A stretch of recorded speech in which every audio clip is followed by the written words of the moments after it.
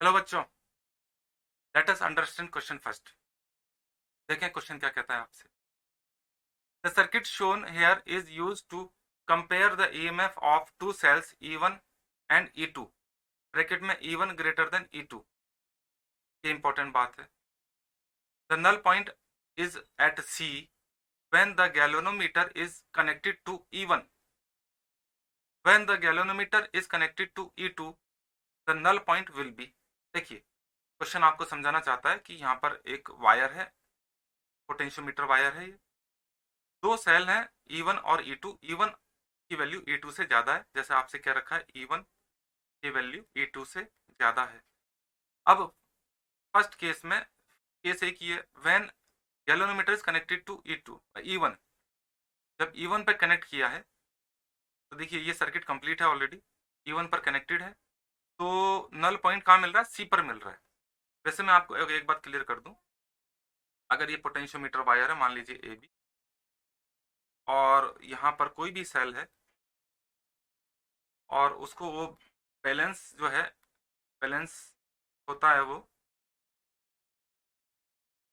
किसी भी पॉइंट पर, मान लीजिए C पॉइंट है और ये लेंथ है L। AC की वैल्यू कितनी है, लेंथ L है और ये E है, तो E प्रोपोर्शनल टू L होगा।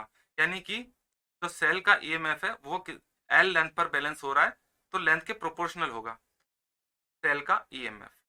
इसको आगे भी लिखना चाहूँ तो E इक्वल टू XL हो जाता है। X यहाँ पर पोटेंशियल ग्रेडियंट होता है, यानी कि इस सेल का जितना पोटेंशियल डिफरेंस होगा, ज्यादा होगा तो ये लेंथ ज्यादा होगी, अगर ये कम होगा तो लेंथ कम होगी। अब बात आती है कि दूसरे केस में when the galvanometer is connect, तो यहाँ पर है ना E1 कनेक्टेड है, तो मैं इसको E1 कर देता हूँ। E1 equal to X, length L1 नाम दे रहा हूँ मैं, या L1 का मतलब AC लेंथ, ठीक है। तो E1 इक्वल टू हो जाएगा X L1। अच्छी बात है। अब उसने क्या कहा, अब E1 का कनेक्शन को हटा के E2 से कनेक्ट कर दें। तो जब E2 से कनेक्ट करेंगे, और क्योंकि E1 ग्रेटर देन E2 है, तो इस बार E2 जब आएगा वो आना चाहिए X L2। Then null point will be, देखिए वैसे तो साफ साफ दिख रहा है कि E2 की वैल्यू कम है तो L2 कम होगा, क्योंकि E प्रोपोर्शनल टू तो L होता है। और अगर इसे मैथमेटिकली और आप समझना चाहें तो आगे देख सकते हैं कैसे। तो आपको ये मिलेगा E1, अपन डिवाइड कर देते हैं, E1 upon E2 equal to X L1 upon X L2, तो ये हो जाएगा L1 अपॉन L2। अच्छा, E1 ग्रेटर देन E2 है, तो इसका मतलब L1 upon L2 greater than 1 होगा। इसका मतलब L1 ग्रेटर देन L2।